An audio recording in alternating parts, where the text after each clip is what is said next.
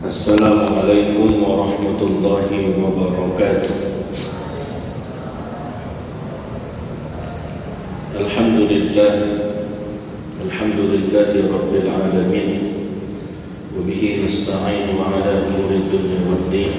Wassalatu wassalamu ala sayyidil mursalin sayyidina Muhammadin wa ala alihi wa ashabihi wa man tabi'ahum bi ihsanin ila yaumiddin. Amma ba'du. Saya doakan yang hadir di sini semuanya menjadi hamba-hamba Allah yang dimuliakan oleh Allah Subhanahu wa taala. Saya doakan yang datang di sini kelak akan menjadi orang-orang yang sukses. Saya doakan yang hadir di sini nanti bertemu dengan pasangan yang baik dan ideal. Nah, yang paling kencang yang paling terakhir, amin ya. Didoain kaya biasa ya, amin itu amin. Didoain sukses, aminnya biasa amin. Didoa ketemu pasangan yang baik, amin. Kencang amin. Alhamdulillah, syukur kepada Allah. Hari ini kita akan berbagi wawasan. Saya hanyalah petugas apa kira-kira? Saya ini petugas Allah, bukan petugas partai. Petugas Allah itu tugasnya menyampaikan ayat-ayat, menyampaikan hadis-hadis. Jadi saya tidak akan menyampaikan selain daripada itu. Karena sekarang sudah jam 10:15. Idealnya untuk materi itu setengah jam. Jadi sampai 10:15 nanti materi, selebihnya saya persilahkan untuk bertanya tanpa harus sesuai dengan materi. Cuma jangan nanya nama-nama menteri, saya nggak hafal. Karena banyak betul, sering ganti soalnya, makanya saya nggak hafal. Kalau dulu waktu SD itu kita disuruh ngapal nama-nama menteri, itu hafal. Nah kalau sekarang ini menterinya suka ganti-ganti, jadi pusing kita ngapal. Nah, pesan yang akan saya sampaikan diambil dari hadis Nabi Muhammad Sallallahu Alaihi Wasallam, di mana Nabi berpesan. Sebenarnya ada 5 pesannya, tapi pokoknya nanti 10:15 selesai. Entah 5, entah 4, entah berapa, pokoknya waktu 10:15 selesai. Para ketua Rio, mana Nopri ini? Nopri, kami hormati, dan adik-adik sekalian yang tidak dapat saya sebutkan satu persatu. Pesan yang pertama adalah boleh dicatat, boleh, tapi saya rasa yang datang di sini pinter-pinter, kalau usah dicatat bisa hafal. Yang pertama pesannya dalam hadis disebutkan, ala man taraka faraidallahi faqad kharaja min rahmati. Siapa yang meninggalkan yang fardu, maka dia telah keluar dari kasih sayang Allah. Jadi kita jangan sampai meninggalkan yang wajib. Apa aja yang wajib? Somai, sholat. Ini tanda-tanda lapar. Sholat. Lebih baik engkau sholat 5 waktu yang wajib-wajib meskipun engkau tidak pernah melakukan sholat sunnah, ketimbang kamu rajin sholat sunnah tapi sholat wajibnya bolong-bolong. Tahajudnya nggak salah-salah 8 rakaat, sholat subuhnya tepeliwat. Ayo angkat tangan, siapa yang galak baca? Karena sholat tahajud yang 8 rakaat tidak akan pernah bisa menggantikan pahala subuh yang cuma 2 rakaat. Sholat sunnah rawatib rajin, tapi giliran asar enggak sholat. Sholat duha rajin, tapi giliran zuhur terkeliwat. Maka yang harus diprioritaskan adalah sholat wajib. Ustaz, aku ini kalau subuh bangunnya agak siang dikit, gak usah kau ngomong, kecingok dari bayiku. Jadi jangan lupa Ustaz, kira-kira kalau kita bangun telat tetap sholat. Saya bukan ngajarin untuk setiap bangun subuh itu harus telat, bukan. Kata Ustaz Febri, tidak apa-apa telat diikutin sholat, bukan. Tapi maksudnya sesekali, namanya aja manusia. Mungkin dia malamnya terlalu lelah, mungkin badannya agak kurang sehat, mungkin pikirannya lagi berantakan. Ngapa kok pikirannya berantakan Pak Ustaz? Karena sekeluarga ternyata pilihannya beda. Itu yang terjadi sekarang itu begitu. Jadi emaknya pilih si anu, bapaknya pilih si ini, kakaknya nanti pilih si ono gitu. Anu ini ono. Itu pilihannya beda-beda, akhirnya pikirannya pun terganggu. Bangun terlambat tetap sholat subuh. Cuma kalau sholat subuhnya terlambat, nggak usah pakai kunut. Nah, ini yang udah kebiasaan sholat subuh pakai kunut, bangun terlambat, sholat subuh 8:30 pakai kunut, orang tuanya bingung. Ini anak saya ini ngaji di mana? Kok sholat duha pakai kunut katanya.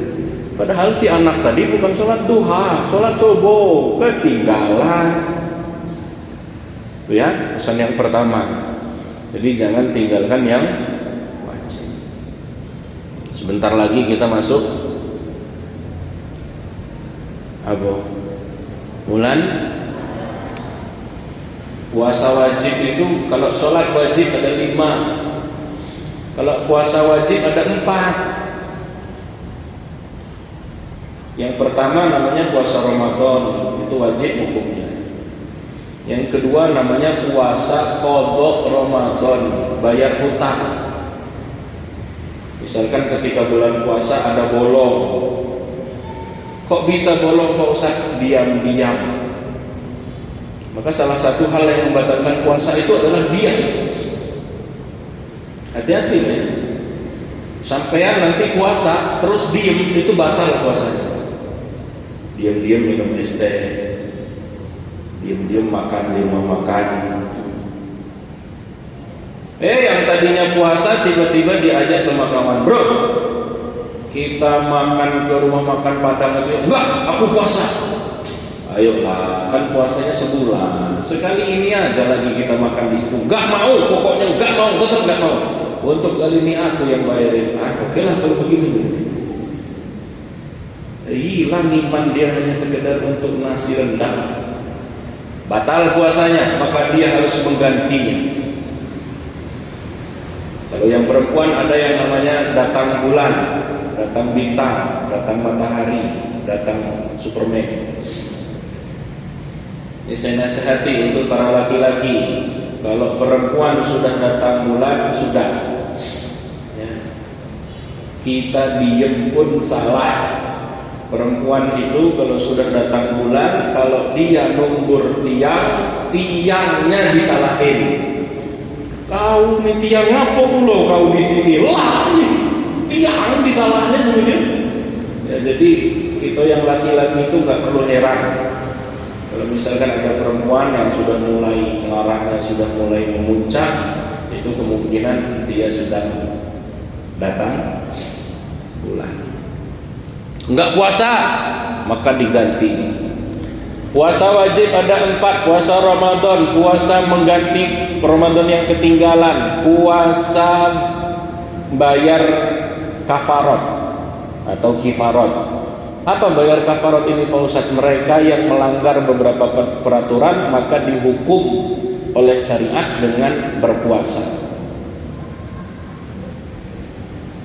Contohnya orang yang melanggar atau berhubungan di tengah hari bulan Ramadan, maka dia diperintahkan berpuasa 2 bulan berturut-turut. Itu hukumnya wajib.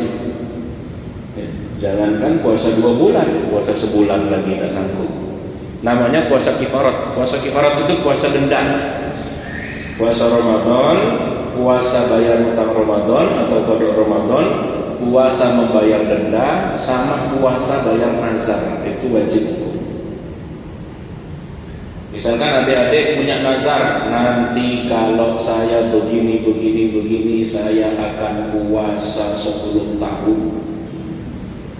Enggak taunya terkabul, maka kamu harus bayar puasa 10 tahun.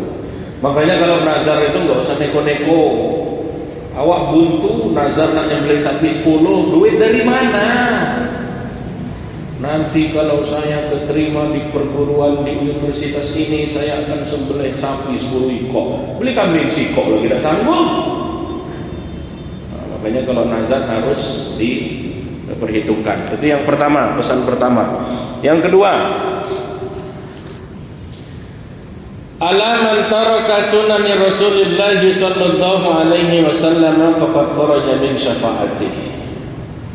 Saya dan sampean semua panjenengan galo-galo, itu bahasanya campur. Saya dan adik-adik semua berusaha, meskipun sunnah itu ketika ditinggalkan tidak berdosa. Tapi semakin banyak sunnah yang kita lakukan, semakin besar kemungkinan kita mendapat syafaat Nabi Muhammad sallallahu alaihi wasallam. Siapa di sini yang nggak mau dapat syafaat? I dan you, aku dan kamu, gue, lo, and kita semua di sini mengharapkan syafaat Nabi Muhammad sallallahu alaihi. Bagaimana agar kita mendapatkan itu? Pak Ustaz, sunnah-sunnah dikerjakan. Ustaz, saya ini nggak bisa kalau puasa Senin Kemis Pak Ustaz, karena hobi saya makan. Kelihatan dari badanmu. Kenapa? Gemuk.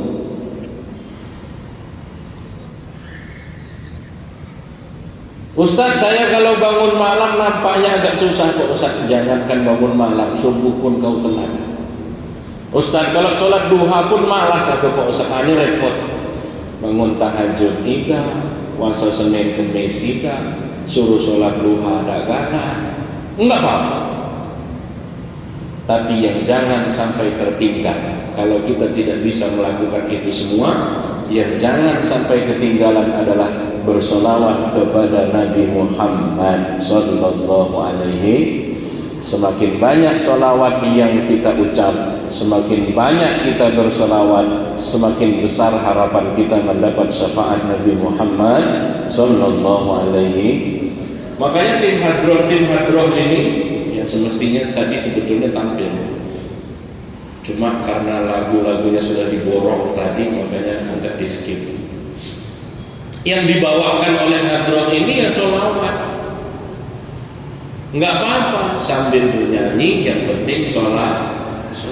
Sambil duduk sholawat, sambil berdiri sholawat, kepunya hajat sholawat, ingin menginginkan sesuatu yang besar sholawat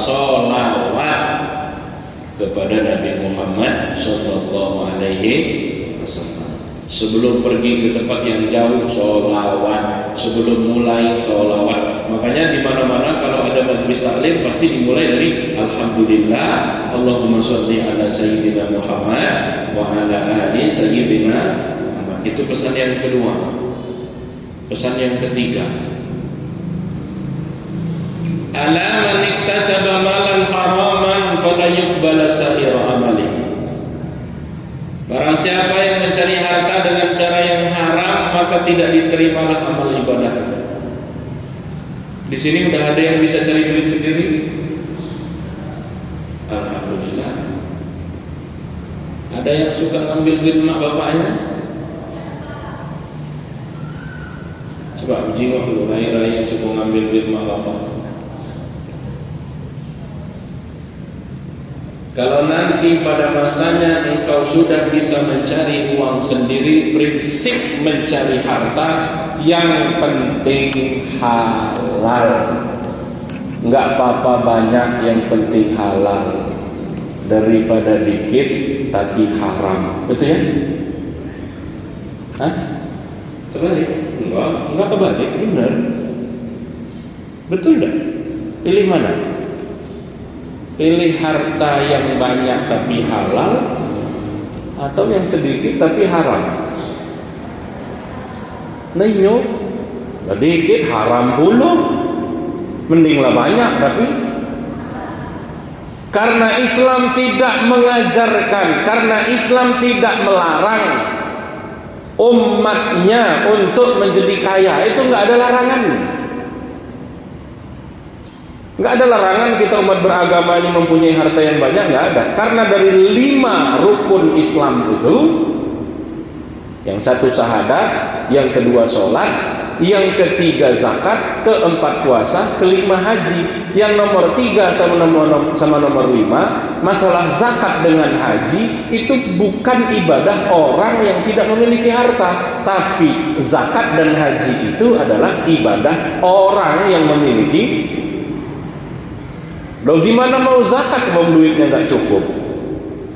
Gimana mau berangkat haji kalau duitnya? Maka silahkan cari harta sebanyak-banyaknya, yang penting halal. Nggak ada larangan. Lebih baik banyak tapi halal ketimbang dikit tapi haram. Sama konsep bersedekah itu begitu juga. Sedekah itu adik-adik, lebih baik kamu sedekah banyak tapi ikhlas ketimbang sedekah sedikit tapi tidak ikhlas. Lah dikit ngerutu dulu, banyak ngomong dulu. Tapi Nabi tidak pernah mencela mereka yang sedekahnya dikit. Karena 5.000 yang keluar dari orang yang duitnya tinggal 20.000, duit kamu tinggal 20.000 itulah, kamu sedekah 5.000, itu lebih baik ketimbang 100.000 yang keluar dari orang yang saldo ATM-nya 21 triliun. Ada uang yang saldonya 21 triliun. Kan kata cewek-cewek itu kan, ya cari laki mah nggak perlu yang neko-neko lah, sekedar dia yang punya kontrakan 200 pintu cukup lah. Neko-neko itu berarti sama juga, yang laki begitu juga. Jadi perempuan tuh nggak usah yang neko-neko lah, cukup dia itu pintar, cantik, banyak duit, dia cukup lah. Banyak itu berarti nego. Adik-adikku sekalian yang dimuliakan oleh Allah Subhanahu wa taala, itu yang ketiga. Ya. Say no. Katakan tidak kepada harta, kepada uang yang jalurnya itu adalah jalur yang tidak diridhoi oleh Allah Subhanahu. Carilah harta di jalan yang benar. Dan ketahuilah, engkau mau mencari hartamu dengan cara yang baik, atau engkau mau mencari hartamu dengan cara yang tidak baik, kalau memang segitu yang Allah tetapkan, tidak akan pernah merubah keadaan. Memang jatahmu itu dalam sebulan 50 juta misalkan, itu engkau cari dengan cara yang baik, dapatnya segitu. Kau cari dengan cara yang buruk, dapatnya segitu, nggak akan pernah lebih. Sehingga untuk apa kita memilih yang buruk kalau ternyata yang baik itu ada dan disediakan oleh Allah. Itu yang keberapa? 3. Ini siap-siap ya, karena setelah ini tanya jawab. Apa habis ini atau tanya jawab dulu? Yang keempat, malaikat bertanya kepada ahli kubur, ya ahlal kubur, alamat tartabituna wa alamat tandamun. Apa yang kamu sesali? Sekiranya kamu bisa balik lagi ke dunia, kira-kira apa yang ingin kalian lakukan? Apa dijawab oleh ahli kubur? Jadi pesan yang nomor 4 adalah penyesalan ahli kubur karena mereka ketika hidup tidak sering duduk di majelis ilmu. Nah, kamu yang sudah duduk di majelis ilmu ini luar biasa. Dalam satu hadis nanti disebutkan, kata Nabi, kalau kamu berjalan di muka bumi, maka carilah taman-taman surga.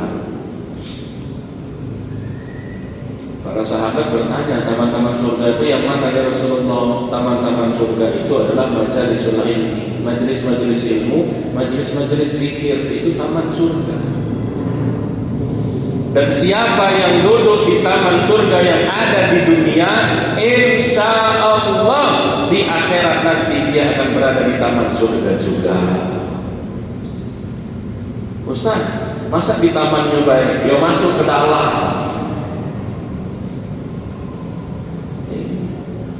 Orang-orang yang sudah berada di alam kubur itu menyesal, tapi penyesalan tiada arti. Mereka menyesal karena selagi hidup tidak banyak memohon ampun kepada Allah.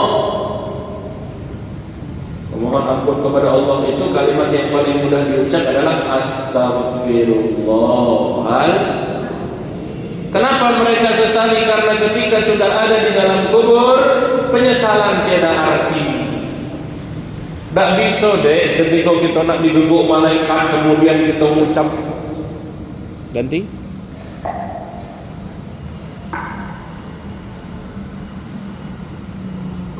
Kenapa kok Ustaz ganti mic? Biar dua-duanya nanti bersaksi di hadapan Allah bahwa saya telah menyampaikan pesan-pesan kebaikan kepada anak-anak Irmas sekota Lubulingga. Itu padahal alasan lain, itu tadi lo mulai kresek-kresek. Mana tadi? Di mana putusnya tadi?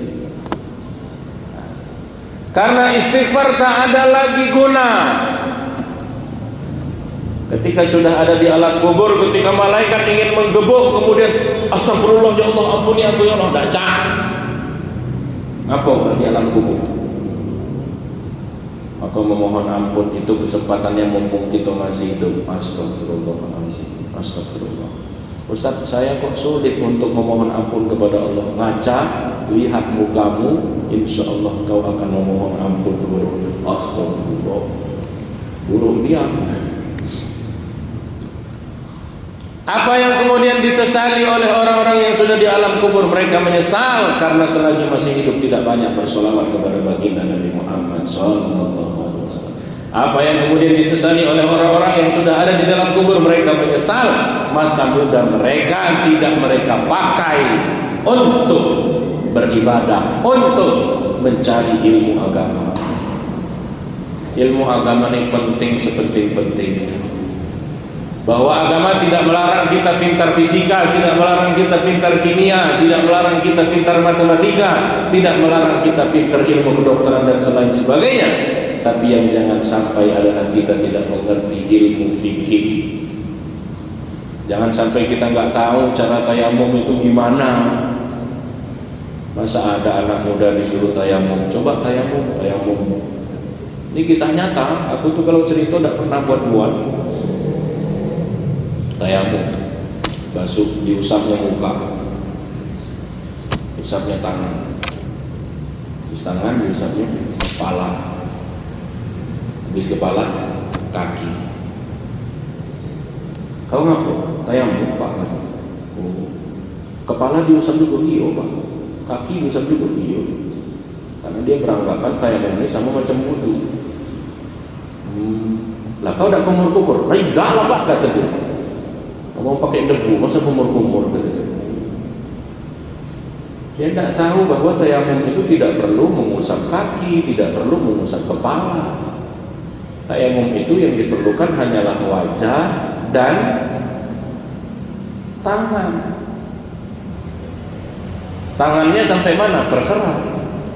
Mau sampai siku boleh, mau di pergelangan saja boleh. Itu ilmunya ilmu apa namanya Pak Ustaz? Ilmu fikih. Itu kenapa majelis ilmu itu disukai, disenangi oleh makhluk-makhluk langit.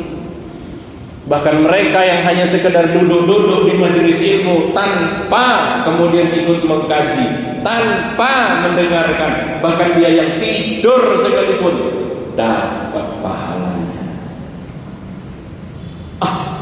Iya bosan, iya. Kalau itu kami tidur deh, tidurlah. Aku balik, kalau kamu tidur, mudah cerita. Yang keberapa? Yang kelima dan yang terakhir. Yang terakhir, pesan daripada malaikat kepada kita yang disampaikan oleh Nabi Muhammad SAW adalah syawwaqtumuna falam tastaku khawwaftumuna falam takhafu walaula rajulun khusya'un wa sibyanun rutta'un wa baha'imun rutta'un wa syuyukhun ruk'a'un lasabba alaikum wal adzab sabba. Pesan yang terakhir adalah, kenapa sih kamu itu kok gak takut-takut? Padahal kami sudah nakut-nakuti kamu, tapi kok kamu gak takut? Maksudnya Pak Ustaz, kenapa sih kita ini kok gak ada takut-takutnya? Percayalah adik-adikku, akhirat itu ngeri. Lebih ngeri dari sekedar bertemu dengan calon mertua, percayalah.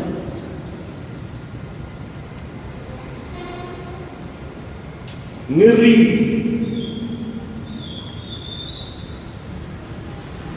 Kalau kamu nggak bisa mendapatkan feel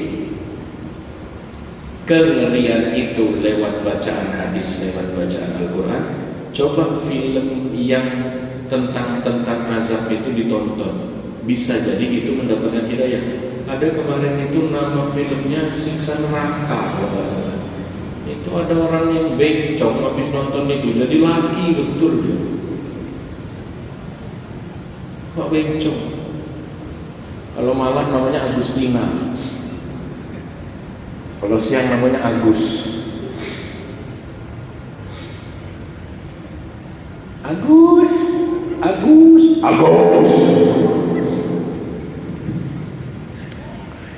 Itu setelah nonton film neraka, alhamdulillah dapat pula dia hidayah dari situ. Langsung dipotongnya rambut dia, langsung ya, semoga istiqomah. Amin ya rabbal alamin.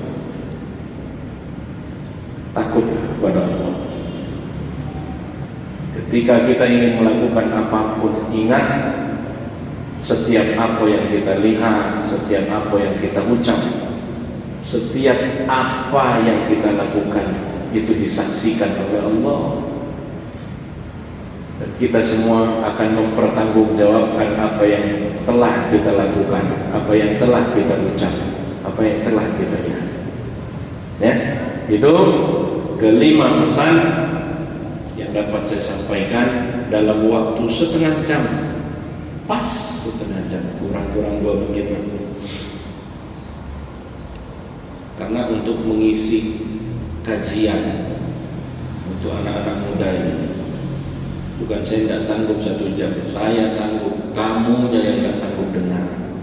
Karena percayalah, antara yang mendengar dengan yang berbicara itu lebih sulit menjadi pendengar. Kalau ngomong cak ini baik, mudah tidak? Mudah.